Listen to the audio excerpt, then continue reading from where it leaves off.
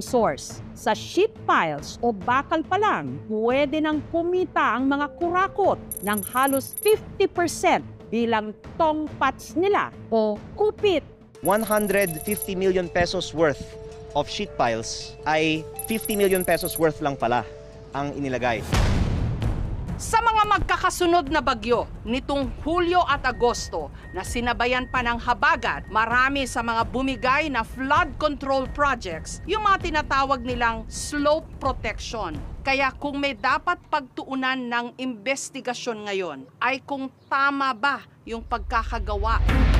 Nito lang Martes, nagtungo kami sa Candating, bayan ng Arayat sa Pampanga na isa sa mga binanggit ni Senator Panfilo Lacson sa kanyang privilege speech na di umano maanumalyang flood control project. 4 years now, the riverbank mitigation project in Candating